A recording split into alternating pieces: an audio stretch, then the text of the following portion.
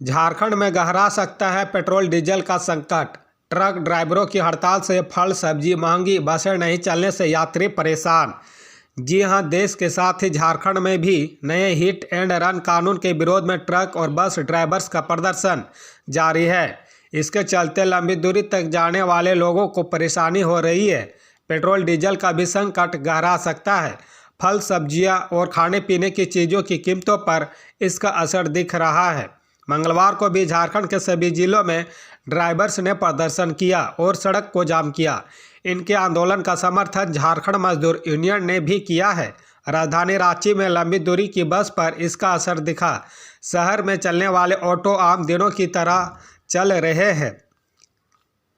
इस विरोध प्रदर्शन के बाद भी कई जगहों से बस का संचालन हो रहा है। सोमवार के दिन में जमशेदपुर से रांची की कुछ बसें चली थी। शाम को डिमना चौक पर लाठीचार्ज की घटना के बाद एक दो बसें चलने वाली थी, उसे स्थगित कर दिया गया है।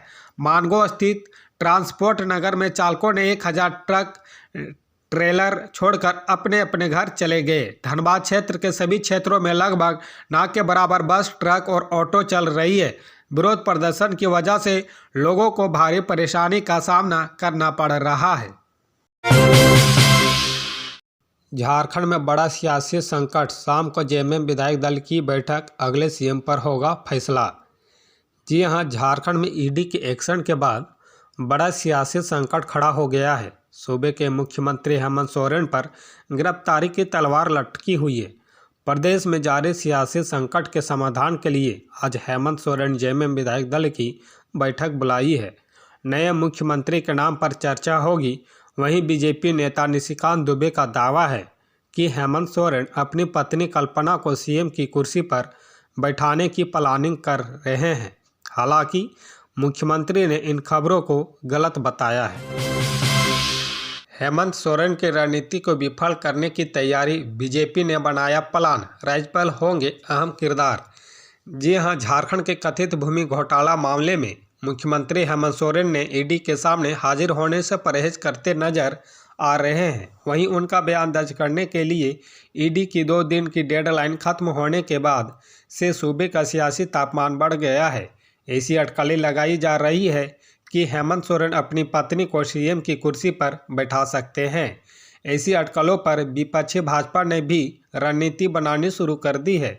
भाजपा राज्य इकाई के प्रमुख बाबूलाल मरांडी ने कहा कि पार्टी का एक प्रतिनिधिमंडल जल्द ही झारखंड राज्यपाल सीपी राधाकृष्णन से मुलाकात करेगा और उनसे आग्रह करेगा कि यदि हेमंत सोरेन सरकार मुख्यमंत्री की पत्नी को उनके उत्तराधिकारी के रूप में नियुक्त करने का प्रस्ताव रखती है तो वह कानूनी विशेषज्ञों और अटॉर्नी जनरल से सुझाव मांगे।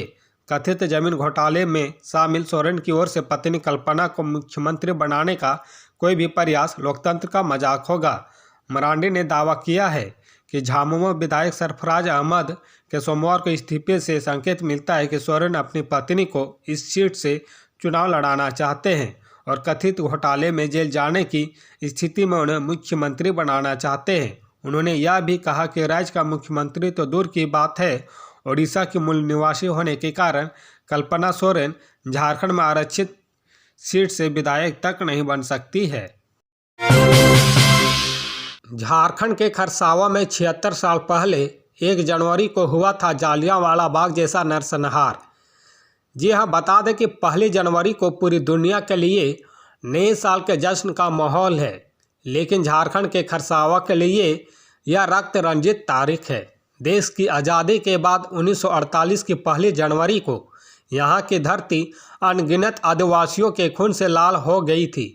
खरसावा और सरायकेला रियासत को तत्कालीन उड़ीसा में मिलाने के खिलाफ आवाज़ उठाने के लिए इकट्ठा हुए हजारों आदिवासियों पर तत्कालीन हुकूमत ने अंधाधुंध गोलियां बरसाई थी। इसकी तुलना पंजाब के जालियांवाला बाग नरसंहार से की जाती है।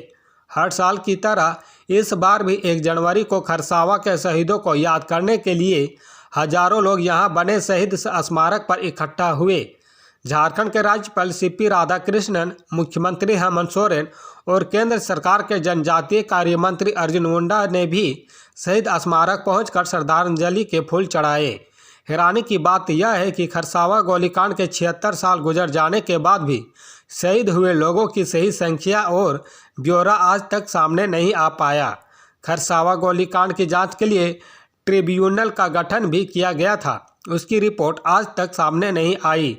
शहीदों को श्रद्धांजलि अर्पित करने पहुंचे मुख्यमंत्री हेमंत सोरेन ने भी कहा कि सरकार खरसावा के शहीदों के बारे में पता लगाएगी और उनके परिजनों को उचित